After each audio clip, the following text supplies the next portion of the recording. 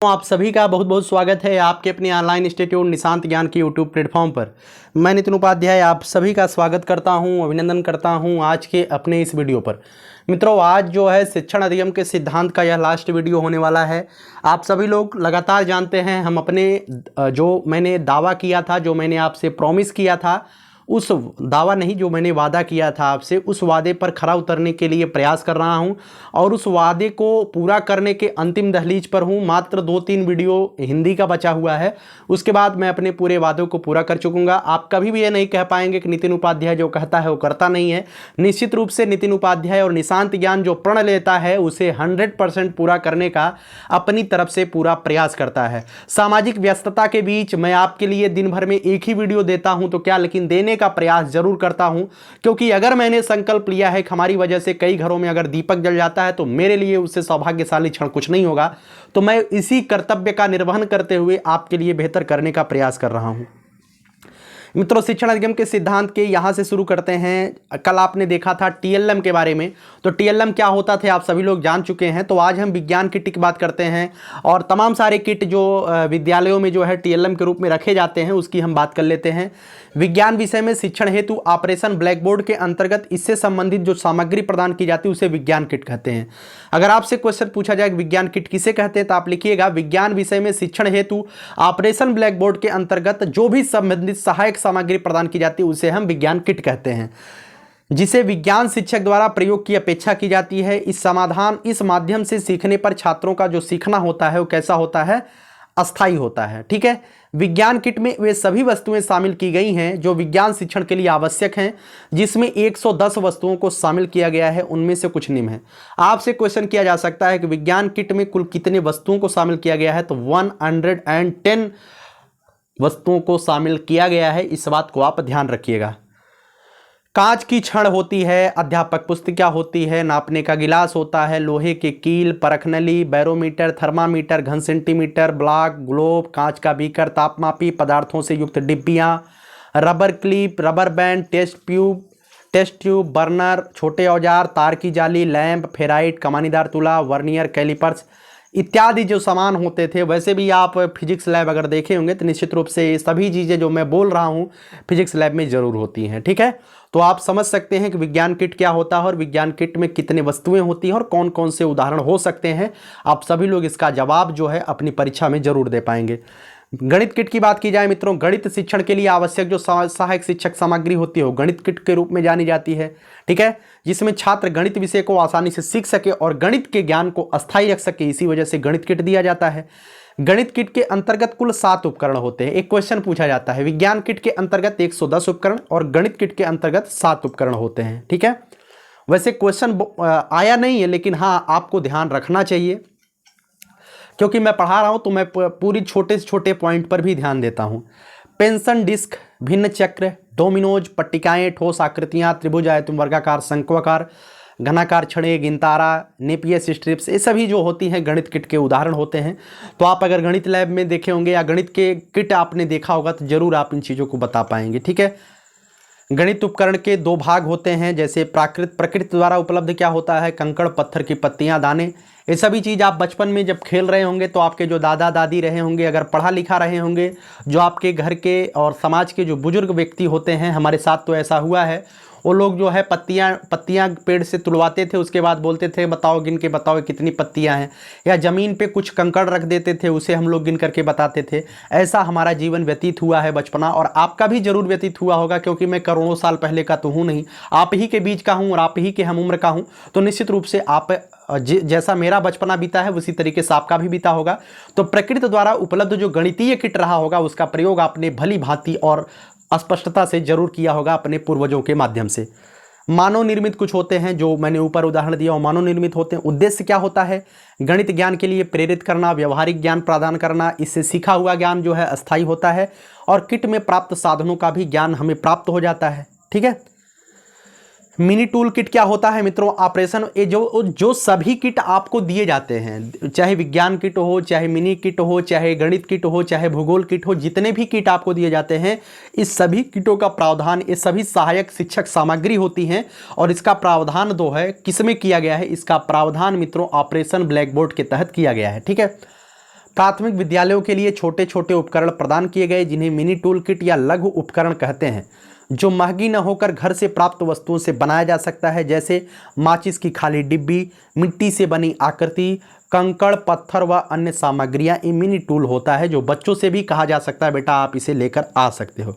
बच्चों से अगर आप कंकड़ लाने के लिए कहोगे तो बच्चा का खरीद के लाएगा, घर के आसपास कंकड़ रहते उसी कंकड़ को बीन के लेके चला आएगा, है ना। तो गणित की उसकी किट हो गई, और ना ही उसे पैसा खर्चा करना पड़ा, ना ही उसे कुछ, केवल एक थोड़ा सा मनोरंजन वाला कार्य हो गया, वो घर से जो है जरूर लेकर के आएगा। माचिस की खाली डिब्बी, अगर उसके घर में माचिस की 2-1 डिब्बी होगी तो जरूर लेके आएगा, ठीक है। कितनों भी गरीब घर रहे, माचिस की डिब्बियाँ तो जरूर होती है ना। उद्देश्य क्या होता है? छात्रों को सरलता एवं रुचिपूर्ण शिक्षा प्रदान की जाता है, पढ़ने हेतु प्रेरित किया जाता है, सृजनात्मकता का विकास होता है। सभी किटों का लगभग उद्देश्य एक ही होता है, आप सभी लिख सकते हैं, ठीक है। गणित विषयों को आसानी से शिक्षण कार्य किया जाता है।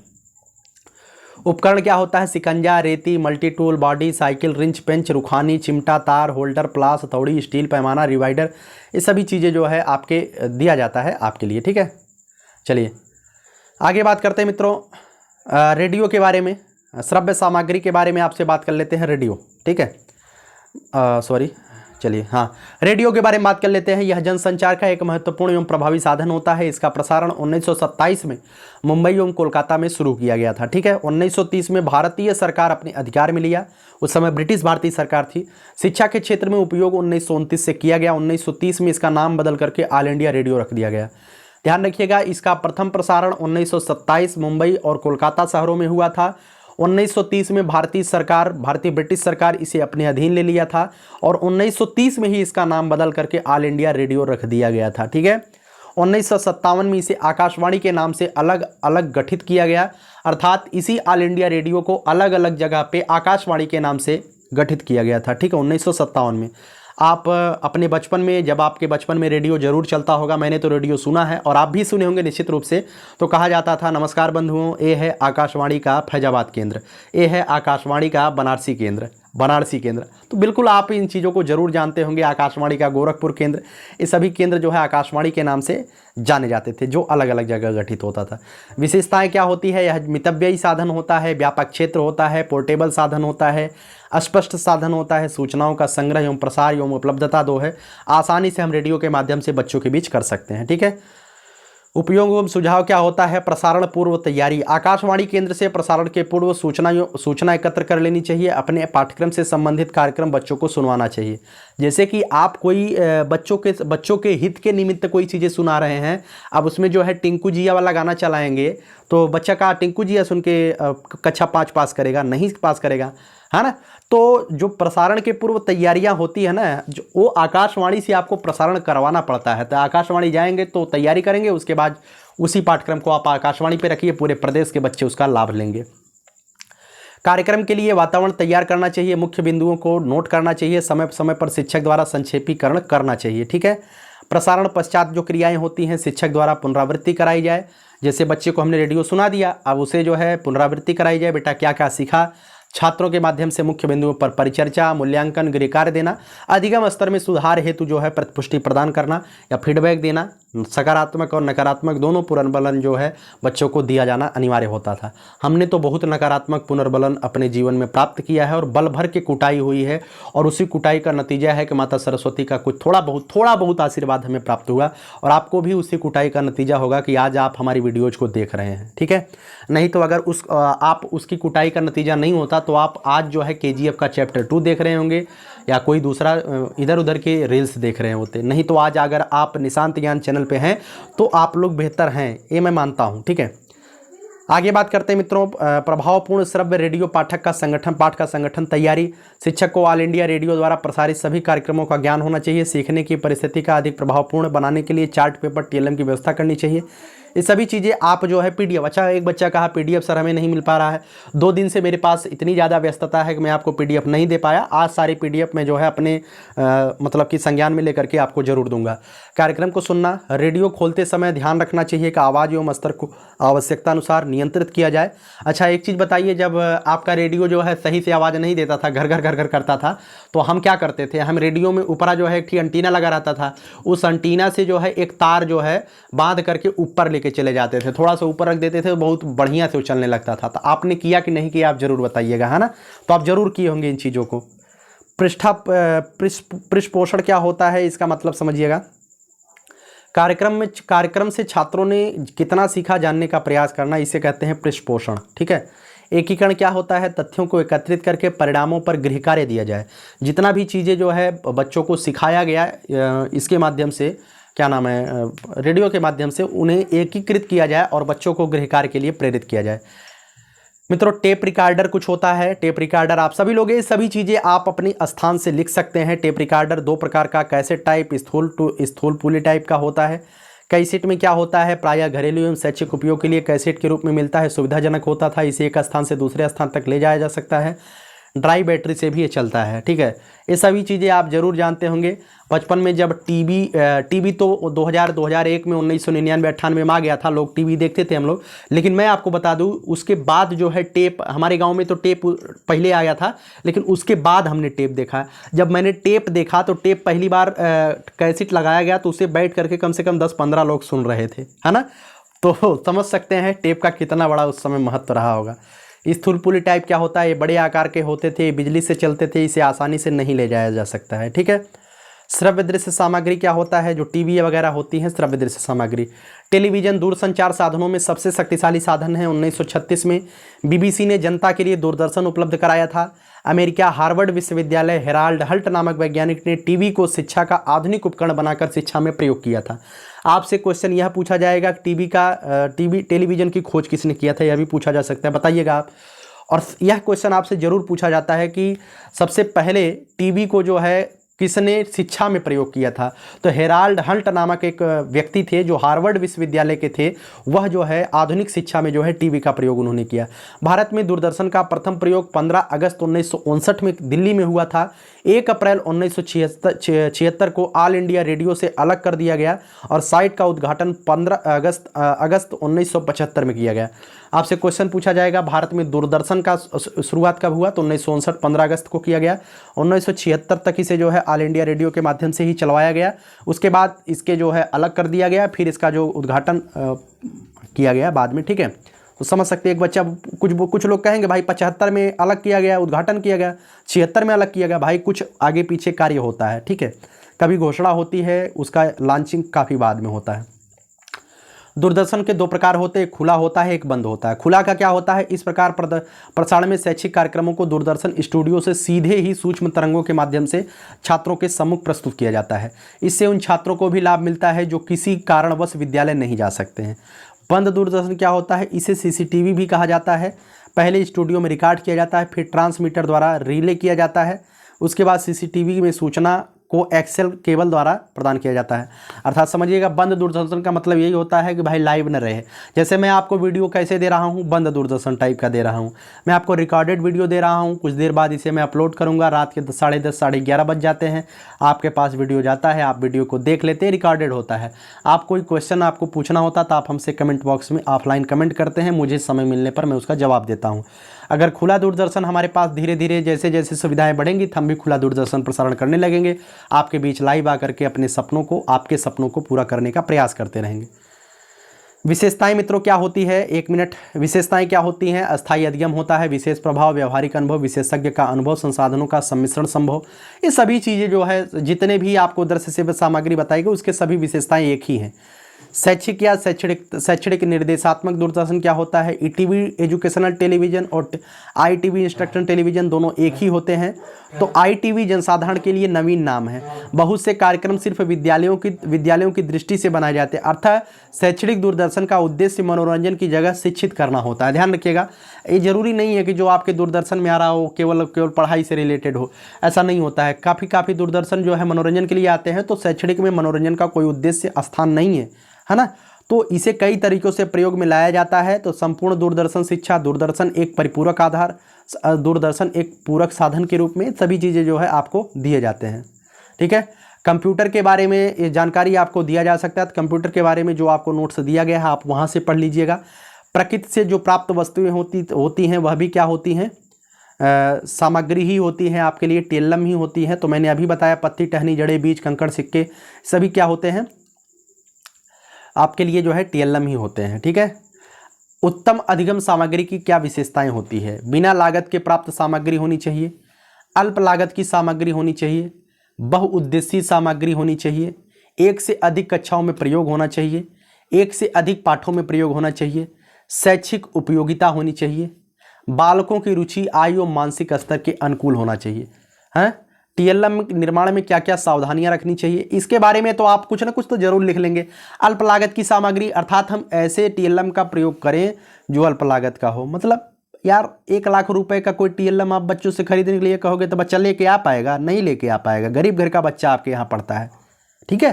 तो यही इसी वजह से टीएलएम की कुछ उद्देश्य बताए गए, कुछ सावधानियां बताई गई। टीएलएम निर्माण में सावधानियां क्या होती है? उद्देश्य की पूर्ति।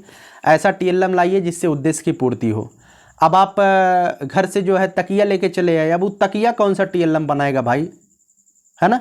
घर से जो है आप चद्दर लेके चले आए, मान लीजिए चद्दर तो आयत का रूप ले लेगा, लेकिन कौन सा टीएलएम वो बनाएगा? उसके स्थान पे आप डस्टर का प्रयोग कर लीजिए, चद्दर न लेके आइए। तो उद्देश्य की पूर्ति करे ऐसा ही टीएलएम आप बनाइए। है ना। लागत मूल्य कम होना चाहिए।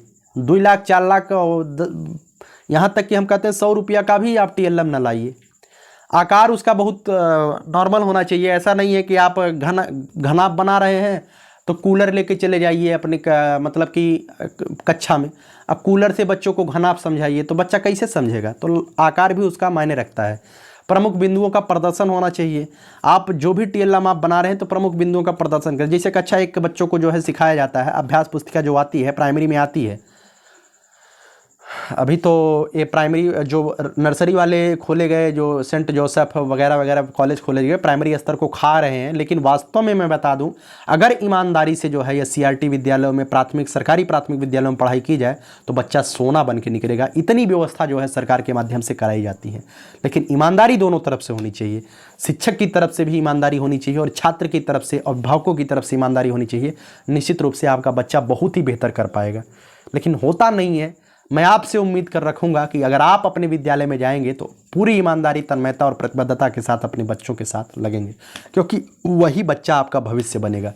मैं मानता हूं कि वह बच्चा आपका पर्सनली नहीं, व्यक्तिगत नहीं है, लेकिन इस चीज को मान के चलिएगा कि वही बच्चा आने वाले समय में आपके बच्चे की बराबरी करने वाला है और वही बच्चा आने वाले समय में देश का निर्माण करेगा। है ना। तो इतना पढ़ाइए यार, देश आपका पीछे ना जाए। आप जो भी नौकरी आप कर रहे हो, वेतन आप ले रहे हो, तो काहे नहीं पढ़ाओगे? ठीक है। तो प्रमुख बिंदुओं का प्रदर्शन करना चाहिए। जैसे मैं कच्चा बताऊं, ऐसे ऐसे जो है बिंदी बिंदी बन के आता है प्राइमरी में, इस तरीके से। उसके बाद कहा जाता है कि इस पर आप कलम डुलाइए, तो बच्चा इस पर इसे कलम डुलाता है ना। तो होता है। विषय वस्तु से संबंधित आपका टीएलएम जो है विषय वस्तु से संबंधित होना चाहिए। अब गणित का विषय आप पढ़ा रहे हैं, है ना। गणित का विषय आप पढ़ा रहे हैं, लेके चले आइए कला वाला टीएलएम। ब्रश व्रश का मतलब है उस ब्रश और नीले काले पीले पेन का नहीं मतलब है ना। तो विषय वस्तु से संबंधित आपका टीएलएम होना चाहिए। ठीक है। मैं आपको एक काम देता हूं। आप जो है शिक्षण अधिगम के सिद्धांत को समाप्त कर चुके हैं हमारी तरफ से, लेकिन आपको जो है मैं पढ़ने के लिए कहूँगा, आपको नई शिक्षा नीति, ध्यान रखिएगा, आप कहीं से भी सर्च करके पढ़ लीजिएगा, नई शिक्षा नीति जो इम्पॉर्टेंट हो, है ना। आप यूट्यूब पर सर्च करिएगा नई शिक्षा नीति, इसे आप ज़रूर पढ़ लीजिएगा। इसके बारे में जो कुछ जानकारी हो, नॉर्मल चीज़ें आपको पढ़नी है ना। नई शिक्षा नीति कब आई और किस समिति की सिफारिश पर आई, तो सभी चीज़ें आप देख लीजिएगा। और बाल अधिकार अधिनियम, ठीक है। जैसे कि मैं आपको बता दूं यार, बाल अधिकार का मतलब यही है कि आप जो है, जो आपके मूल अधिकार दिए गए हैं ना, आपके किताबों के पीछे मूल अधिकार नहीं, मौलिक कर्तव्य दिए जाते हैं, तो आप उस मौलिक कर्तव्य को भी ध्यान रख लीजिएगा, क्योंकि नई शिक्षा नीति से क्वेश्चन आना है। बाल अधिकार संरक्षण अधिनियम जो आया था, आप इसके बारे में ज़रूर पढ़िएगा। आप सर्च करके बाल अधिकार संरक्षण अधिनियम पढ़ लीजिएगा। और जो आपके मूल कर्तव्य आपके किताबों के पीछे दिए रहते हैं, आप उसे ज़रूर एक बार पढ़ लीजिएगा, क्योंकि वहाँ से क्वेश्चन ज़रूर बनता है ना। काफ़ी बार बना है, इस वजह से मैं आपको बता रहा हूँ। ठीक है। चलिए इस वीडियो को यहीं तक रखते हैं। कैसा लगा आपको वीडियो कमेंट बॉक्स में ज़रूर बताइएगा। एक मोटिवेशनल कमेंट अगर आप छोड़ सकते हैं तो हमारे लिए आप छोड़ सकते हैं, क्योंकि आपका एक मोटिवेशनल कमेंट हमें जो है आगे आपके हित के निमित्त कार्य करने के लिए प्रेरित करता है। मैं इसी तरीके से अपने कार्यों को अंजाम देता हुआ आपके साथ लगातार अनवरत प्रयास करता हुआ आपकी मंजिल तक पहुंचाने का प्रयास करूंगा। आपकी खुशी में हमारी खुशी है, इस बात को ध्यान रखिएगा। आप जितना बेहतर करेंगे, जितना बेहतर आप हमारे माध्यम से कर पाएंगे, कहीं अगर आप हमारा नाम ले लेते हैं तो मैं अपने आप को सौभाग्यशाली समझूंगा कि हमारे माध्यम से बच्चा जो है बेहतर कर पा रहा है। यही मेरे लिए सबसे बड़ा खुशी होगा। ठीक है, चलिए इस वीडियो को यहीं तक रखते हैं। वीडियो कैसी लगी कमेंट बॉक्स में ज़रूर बताइएगा, और यह भी बताइएगा कि मैंने जो आपके लिए मेहनत किया वो कैसा किया। अभी नहीं, आपको जो है 2-3 मतलब कि हिंदी का जो है शॉर्ट नोट से वीडियो अभी प्रोवाइड कराऊंगा, और जो मैं कहूँगा कि PDF आप ज़रूर पढ़ा करिए। PDF आपको जो है टेलीग्राम चैनल पे ज़रूर दे दिया जाएगा। ठीक है, चलिए इस वीडियो को यहीं तक रखते हैं। बहुत बहुत धन्यवाद। जय हिंद, जय भारत।